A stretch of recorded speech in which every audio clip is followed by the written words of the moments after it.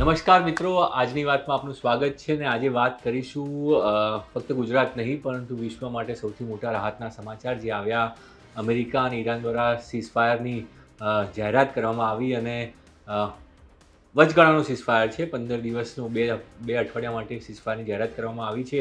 2 અઠવાડિયાથી શું થશે અને શું નહીં થાય તમામ અટકળો ઉપર જે છે ગઈકાલે જે પ્રમાણે ટ્વીટ આવ્યું હતું, સોશિયલ મીડિયા પર પોસ્ટ હતી, ડોનાલ્ડ ટ્રમ્પને ધમકી આપી હતી કે સીધી રીતે જે છે એક સભ્યતાનો નાશ કરવા સુધીનું પગલું તેઓ ભરી લેશે, પરંતુ અચાનક જે છે નાટકીય વળાંક આવ્યો અને સવાર પડતા સુધીમાં તો સીઝફાયરની ઘોષણા થઈ ગઈ, યુદ્ધ વિરામની ઘોષણા થઈ ગઈ. બેકડોર ચેનલમાં ઘણી બધી વાતો થઈ, ચીનથી લઈને પાકિસ્તાનથી લઈને તમામ લોકોની મધ્યસ્થી બાદ જે છે આ નિર્ણયની જાહેરાત કરવામાં આવી અને આજે કોઈ પણ પ્રકારના હુમલાઓ નથી થયા તે પ્રકારનો પણ સંદેશ આપવામાં આવ્યો છે. ને અમેરિકાએ તો આગળ વધીને ઈરાનની અંદર પુનર્નિર્માણની વાત પણ કરી હતી કે ઈરાનની અંદર જે નુકસાન થયું છે તેનું પુનર્નિર્માણ કેવી રીતે થઈ શકે, કારણ કે હોર્મુઝની અંદર જે ટેક્સ લેવામાં આવે છે, તો જે ટોલ શરૂઆત કરી છે લેવાની ઈરાને, તેની ફાયદાથી અથવા તેની જે રકમ મળે તેનાથી ઈરાનમાં પુનર્નિર્માણ કેવી રીતે થાય તેની વાત થઈ. પણ આ તો વાત થઈ ઈરાન અને અમેરિકાની. એનાથી ભારતને શું ફાયદો, ભારતની જનતાને શું લાભ મળશે? શું પેટ્રોલ ડીઝલના ભાવ જે છે તે ઘટશે? કારણ કે આ વાત અને આ સવાલ એટલા માટે ઊભો થાય કારણ કે જે ભાવ ક્રૂડના આંતરરાષ્ટ્રીય બજારમાં $110થી વધીને $115 સુધી પહોંચ્યા હતા, રૂપિયાનું અવમૂલ્યન થતાં $1 સામે $95 સુધીની સ્થિતિ ઊભી થઈ ગઈ હતી. તો તેવા સંજોગોની અંદર આ ભીતિ સેવાઈ રહી હતી કે પેટ્રોલ ડીઝલના ભાવમાં વધારો થશે. પણ ભારતની અંદર ચૂંટણી પણ હતી અને સરકારે એક્સાઇઝ ડ્યુટીમાં રાહત આપી, એક્સાઇઝ ડ્યુટી ઘટાડી, જેના કારણે પેટ્રોલિયમ કંપનીઓ દ્વારા કોઈ પણ ભાવ વધારો કરવામાં ન આવ્યો. પણ હવે આ જેવું સીઝફાયર થયું અને તરત જ જે ક્રૂડનો ભાવ છે આંતરરાષ્ટ્રીય બજારમાં તે ગગડીને $100થી નીચે આવી ગયો, લગભગ $90થી $95 આસપાસ એ ભાવ પહોંચ્યો હતો. હવે તેવા સંજોગોની અંદર શું રાહત મળી શકે છે આવનારા સમયમાં? આ ભાવ હજુ નીચું જશે જો સીઝફાયર યથાવત રહ્યું, અમેરિકાનું વલણ નરમ થતું રહેશે અને ઈરાન ઉપર કોઈ પણ પ્રકારના હુમલાઓ નહીં થાય, તો શું જે ક્રૂડનો ભાવ છે ફરી વખત જે $80ની આસપાસ હોય તેની આસપાસ જશે? કારણ કે યુદ્ધ શરૂ થયું પહેલાં લગભગ $80ની આસપાસ ક્રૂડનો ભાવ હતો અને તેના કારણે તે વખતે પેટ્રોલ ડીઝલ સામાન્ય હતું. સરકારની એક્સાઇઝ ડ્યુટીમાં પણ સરકારે કોઈ છૂટ નહોતી આપી, પણ જેવો 80માંથી 115 થયો, સરકારે એક્સાઇઝ ડ્યુટીમાં રાહત આપી, પોતાનો ટેક્સ ઘટાડી અને તે રાહત પેટ્રોલિયમ કંપનીઓ સરભર કરવા માટે કહ્યું, જેથી કરીને સામાન્ય જનતા ઉપર એનો બોજો ન પડે અને સામાન્ય જનતાને ભાવ વધારો સહન ન કરવો પડે તે માટે સરકાર દ્વારા પગલું ભરવામાં આવ્યું હતું. પણ હવે જે રીતે આંતરરાષ્ટ્રીય બજારોમાં ક્રૂડનો ભાવ ઘટ્યો છે, જો આ જ રાહત યથાવત રહી તો આવનારા દિવસોની અંદર હજુ પણ ક્રૂડનો ભાવ ઘટી શકે છે અને તેવા સંજોગોની અંદર પેટ્રોલ ડીઝલ સસ્તું મળવાની એક આશા જાગી રહી છે. પણ સરકાર કેવી રીતે પગલું ભરશે? કારણ કે અત્યારે તો આચારસંહિતા લાગેલી છે, 5 રાજ્યોમાં ચૂંટણી છે, સરકાર એવી કોઈ જાહેરાત નહીં કરી શકે કે જેમાં પેટ્રોલ ડીઝલનો ભાવ ઘટે. પણ શું મે મહિનાના પહેલા સપ્તાહની અંદર, એટલે કે લગભગ 1 મહિના જેટલું અંતર રહેશે, જે 4 મે જે ચૂંટણીના પરિણામો આવશે એના બાદ કોઈ એવો નિર્ણય લેવાઈ શકે છે જેની અંદર પેટ્રોલ ડીઝલના ભાવ ઘટે? આ બધી જુઓ અને તોની વાત છે, કારણ કે હજુ તો પહેલાં 15 દિવસ યુદ્ધ વિરામના છે. આ 15 દિવસમાં યુદ્ધ વિરામની સ્થિતિ જળવાઈ રહે છે કે નથી જળવાતી? શું કોઈ પક્ષ યુદ્ધ વિરામ એટલે કે સીઝફાયરનું ઉલ્લંઘન કરે છે કે નહીં?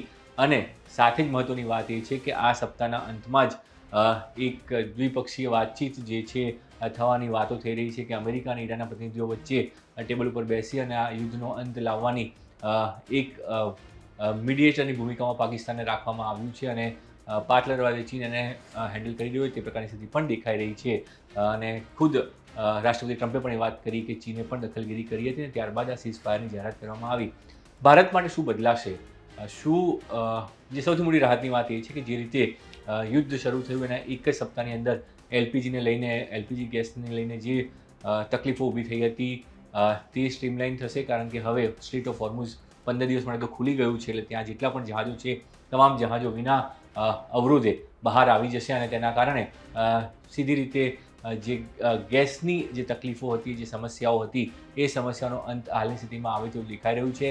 એલપીજીને લઈને તો અંત આવી જશે, પણ પીએનજી ને પીએનજીમાં તો કોઈ પ્રોબ્લેમ નથી, પણ સીએનજી ગેસને લઈને જે તકલીફો હતી, ઉદ્યોગો ઉપર કાપ મૂકવામાં આવ્યો હતો, ઉદ્યોગોની અંદર સ્થિતિ ખરાબ હતી, મજૂરોએ જે છે ગેસ ના હોવાના કારણે પલાયન કરવું પડ્યું, તેવા સંજોગોની અંદર સરકાર ક્યારે આ સપ્લાય નોર્મલ થવાની જાહેરાત કરશે તેના ઉપર સૌ કોઈની નજર રહેશે. જે નિયમો લગાવવામાં આવ્યા હતા એલપીજીની અંદર, શહેરી વિસ્તારોમાં 25 દિવસ, ગ્રામ્ય વિસ્તારોમાં 45 દિવસ સુધી બુકિંગ ન થાય, શું તેમાં બદલાવ ક્યારે થશે? શું સરકાર હજુ રાહ જોશે કે જ્યાં સુધી યુદ્ધ વિરામ બાદ યુદ્ધ સંપૂર્ણ રીતે પૂર્ણ ન થયું તેની જાહેરાત થાય ત્યાં સુધી સરકાર દ્વારા રાહ જોવામાં આવશે કે તેની પહેલાં જાહેરાત કરવામાં આવશે? હાલ સરકારે 5-5 કિલોની ગેસની બોટલનું વિતરણ શરૂ કર્યું છે, પણ તે સિવાય એલપીજીની જે વ્યવસ્થા છે, જે સપ્લાય ચેઇન છે તે ન ખોરવાય તેના માટેના જે પ્રયાસો સરકાર દ્વારા કરવામાં આવી રહ્યા છે તેમાં કેટલો બદલાવ આવશે? શું સામાન્ય જનતાને જે રીતે પહેલાં છૂટકથી એલપીજી ગેસ સિલિન્ડર મળી રહ્યો હતો તે પ્રમાણે ગેસ સિલિન્ડર મળશે કે કેમ, તે અત્યારે સૌથી મોટો એક સવાલ છે. કારણ કે અત્યારે સ્ટેટ ઓફ હોર્મુઝ ખોલી નાખવામાં આવી છે, 15 દિવસ માટે કોઈ પણ રોકટોક નહીં રહે, સિવાય કે જો યુદ્ધ વિરામનું ઉલ્લંઘન કરવામાં કોઈ પણ એક પક્ષ દ્વારા આવે અને ફરી એકવાર ઈરાનને એવો નિર્ણય કરવો પડે કે સ્ટેટ ઓફ હોર્મુઝ તેઓ બંધ કરે. એટલે હાલ પૂરતી રાહતની વાત એ છે કે આવનારા થોડા દિવસોની અંદર જે ગેસની સપ્લાય ચેઇન છે, જે પુરવઠો છે તે વ્યવસ્થિત થાય તેવી શક્યતાઓ જોવામાં આવી રહી છે. આજે પણ જે કેન્દ્ર સરકારના મંત્રાલયો દ્વારા પ્રેસ બ્રીફિંગ કરવામાં આવ્યું તેની અંદર તમામ એ જાણકારી આપવામાં આવી કે ગેસના પુરવઠાને લઈને કોઈ ચિંતા કરવાની જરૂર નથી. ક્રૂડનો પણ પર્યાપ્ત જથ્થો ભારત પાસે છે અને કોઈ પણ લોકો, ભારતના નાગરિકોને હાલાકી ન પડે તેનું પૂરું ધ્યાન સરકાર દ્વારા રાખવામાં આવી રહ્યું છે. પણ સવાલ મોટો એ છે કે જે રીતે ક્રૂડના ભાવમાં એક સાથે વધારો થયો હતો અને હવે ક્રૂડનો ભાવ પડ્યો છે યુદ્ધ વિરામની જાહેરાત બાદ, તો શું આગામી દિવસોની અંદર આ યુદ્ધ વિરામ જો યથાવત રહેશે અને બંને પક્ષો વાતચીતના ટેબલ પર રહેશે, સમાધાનના ટેબલ પર રહેશે, તેવા સંજોગોની અંદર સ્થિતિ શું થશે? શું રશિયા અને યુક્રેનની જેમ આ યુદ્ધ લાંબુ ચાલવાનું છે? શું રશિયા અને યુક્રેનની જેમ જ નાના મોટા હુમલા થતા રહેશે? કારણ કે હજુ પણ રશિયા યુક્રેન યુદ્ધ બંધ નથી થયું.